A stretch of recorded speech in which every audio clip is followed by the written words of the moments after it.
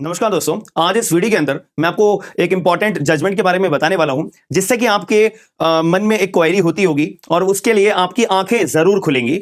यहां पर आपको एक पॉइंट समझना पड़ेगा कि अगर मान लेते हैं कानून के अंदर ऐसी व्यवस्था बन जाए या लोगों के मन में ऐसी धारणा बन जाए कि पहले अपराध करो, यानी कि पहले सेक्सुअल असॉल्ट का अपराध करो, उसके बाद विक्टिम के घर में जाओ और विक्टिम के जो पापा होंगे, मम्मी होंगे, उनके पास जाकर कॉम्प्रोमाइज कर लो, उनको पैसे खिला दो, उनको थोड़े बहुत पैसे दे दो कि अच्छा मैंने ना आपके बच्चे के साथ में अपराध तो किया है, सेक्सुअल असॉल्ट का अपराध तो किया है, तो मैं आपको पैसे दे देता हूं, मैं आपके साथ कॉम्प्रोमाइज कर लेता हूं।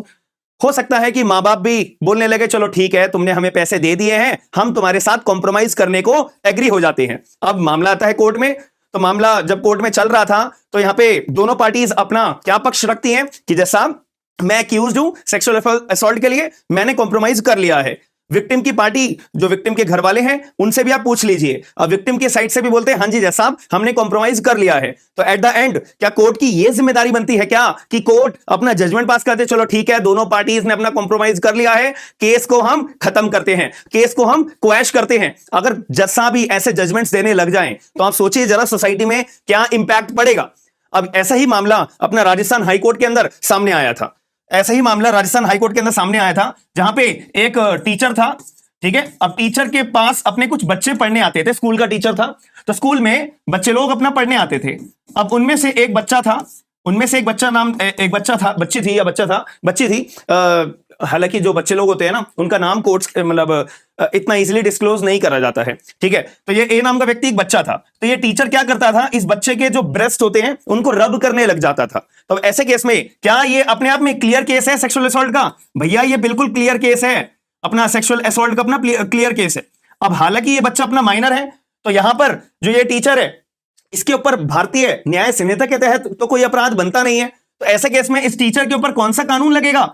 पॉक्सो का, protection of children from sexual offences act का यहां पे अपना 2012 का अपना कानून यहां पे लगता है। अब इस कानून के अंदर सेक्शन नंबर 7 होता है, इस कानून के अंदर सेक्शन नंबर 7 है जो ऐसे हरकतों के बारे में पनिशमेंट देता है। 3 साल की सजा एंड फाइन, 3 से 5 साल तक की सजा होती है, और एंड फाइन यहां पे मेंशन करा हुआ है कि यहां पे ऐसे लोग जो ऐसी हरकतें करते हैं, सेक्सुअल असॉल्ट बच्चों के ऊपर करते हैं, तो उनके ऊपर पॉक्सो का कानून लगाते हुए पनिशमेंट सुनाई जाएगी। अब कायदे से आप मुझे बताइए, क्या यहां पे दोनों पार्टीज आपस में कॉम्प्रोमाइज कर लें और उसके बाद क्या मामले को रफा दफा करा जा सकता है, क्या क्वैश किया जा सकता है?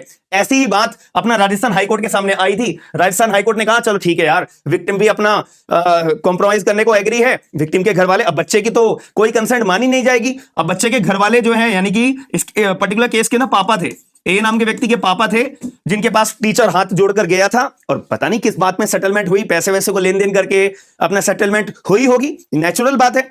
तो ऐसे केस में पापा जो विक्टिम के साइड से पापा आए थे उन्होंने भी बोला हाँ जी हम भी कॉम्प्रोमाइज करने को रेडी हैं। एक्यूज बोला हाँ, मैं तो रेडी ही हूं।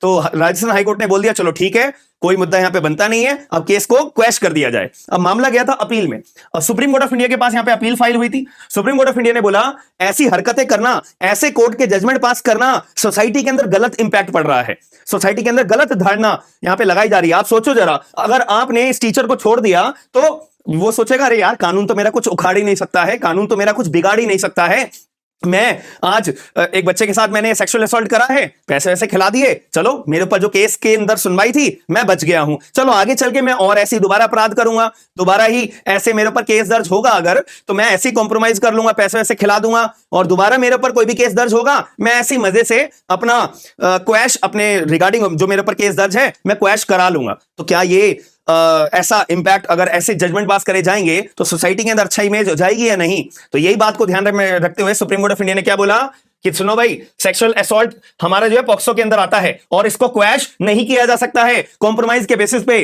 कि अगर आप ये देखो यहां पे लिखा हुआ भी है ना, ज्यादा ऊपर लिख दिया मैंने, ठीक है। तो इसको जो है कॉम्प्रोमाइज नहीं कर सकते बिकॉज जो पॉक्सो के अंदर हमारे जो अपराधों के बारे में मेंशन करा हुआ है वो कोई छोटे मोटे अपराध नहीं है, बहुत बड़े बड़े अपराध हैं, और वो कोई प्राइवेट नेचर के अपराध नहीं है, पब्लिक नेचर के अपराध हैं। पब्लिक नेचर और प्राइवेट नेचर का मतलब क्या होता है? इसका सिंपल मतलब यही है कि अगर कोई अपराध होता है क्या सोसाइटी के अंदर पूरा इंपैक्ट पड़ेगा? तो अगर सोसाइटी के अंदर पूरा का पूरा इंपैक्ट पड़ता है तो वो अपने आप में पब्लिक नेचर वाले अपराध होते हैं। अब अगर कोई ऐसा अपराध है जिससे दुनिया वालों को कोई मतलब नहीं है, मान लेते हैं कोई ए नाम का व्यक्ति मेरे पैसे लेके भाग गया, तो मैं दुनिया वालों को इससे कोई मतलब होगा? भाई मेरे पैसे मैंने उधारी दी, मेरे पैसे डूब गए, मेरे पैसे नहीं मिल रहे हैं, तो इंपैक्ट केवल मुझे ही पड़ेगा। तो वो होते हैं प्राइवेट नेचर के अपराध।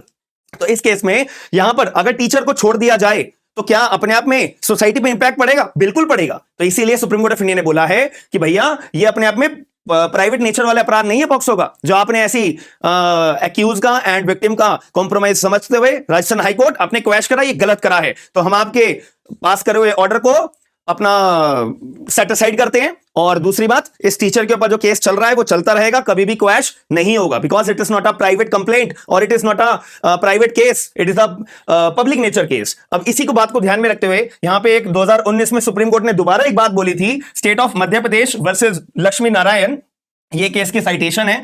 इसमें बोला था कि अगर कोई भी अपराध अपने आप में सोसाइटी के खिलाफ होता है ना, उसको कभी भी कॉम्प्रोमाइज के बेसिस पे क्वैश नहीं करा जाएगा। ये सुप्रीम कोर्ट ऑफ इंडिया ने पहले भी 2019 के अंदर भी ये बात को बोला गया था।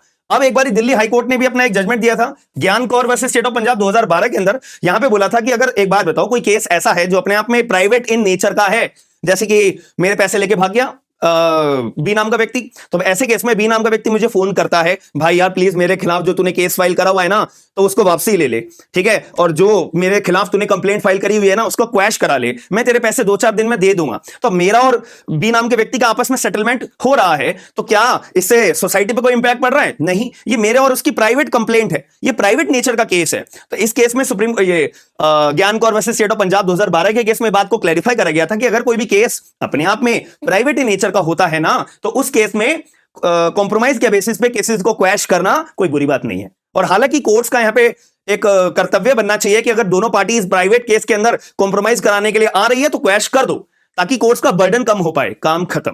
तो ये अपना पूरा particular supreme court of India के द्वारा अपनी इंटरप्रिटेशंस, अपनी ऑब्जर्वेशन यहां पे रखी गई है कि जो राजस्थान हाईकोर्ट ने अपना जजमेंट पास करा है वो गलत पास करा है। अब ये जजमेंट की पूरी ऑफिशियल कॉपी आपको चाहिए है तो आप लोग मेरे टेलीग्राम पे अपना ज्वाइन हो जाना, ठीक है। टेलीग्राम ग्रुप पे आपको ये सारी अपनी डिटेल्स, आपको पूरे जजमेंट की कॉपी ऑफिशियली मिल जाएगी। तो टेलीग्राम ग्रुप हमारा डिस्क्रिप्शन बॉक्स के अंदर अवेलेबल है, तो आप लोग ज्वाइन जरूर कर सकते हो। और आप में से अगर बहुत सारे लोग होंगे जो अपनी जुडिशरी की तैयारी कर रहे होंगे, तो आप लोग जुडिशरी की तैयारी अपना करने के लिए हमारा application smart and legal guidance download करके बैचेस अवेलेबल है सब्जेक्ट वाइज, जिसमें आपको भारतीय साक्ष्य अधिनियम का बैच, ट्रांसफर ऑफ प्रॉपर्टी का बैच, कॉन्स्टिट्यूशन ऑफ इंडिया का बैच, साथ में आपको जो है पूरा का पूरा फैमिली लॉ का बैच, जिसमें पूरा Hindi law and Muslim law आपको पढ़ाया हुआ है। और भी बहुत सारे बैचेस आपको देखने को मिलेंगे, आने वाले टाइम में भी आपको नए बैचेस और देखने को मिलेंगे। तो आप लोग अभी के अभी अपना एप्लीकेशन डाउनलोड कर सकते हो, smart and legal guidance. Description box के अंदर लिंक्स अवेलेबल हैं और आपको जो सुटेबल बैच अवेलेबल लगता है तो आप वो ज्वाइन कर सकते हो। और AIB 19 का भी अपना एग्जाम आने वाला है, तो उसका भी बैच हमने लॉन्च करा हुआ है, जिसमें सारे के सारे आपको सब्जेक्ट वाइज क्लासेस चल रही हैं, Hindi English, notes Hindi English, और जो टेस्ट होते हैं हमारे वो हिंदी इंग्लिश दोनों लैंग्वेजेस में आपको अवेल करवाए जाते हैं। तो अगर वीडियो पसंद आई है और आपका क्या मानना है इस पर्टिकुलर मुद्दे को लेकर, तो मुझे कमेंट बॉक्स के अंदर जरूर बताइएगा। और साथ में वीडियो को लाइक एंड शेयर करके लोगों को अवेयर जरूर करिएगा कि भाई साहब, प्राइवेट कंप्लेंट केवल कॉम्प्रोमाइज के बेसिस पे क्वैश होती है, पब्लिक कंप्लेंट कॉम्प्रोमाइज के बेसिस पे क्वैश नहीं होती है। याद रखिएगा। हम मिलते हैं नेक्स्ट वीडियो के अंदर। थैंक यू, धन्यवाद।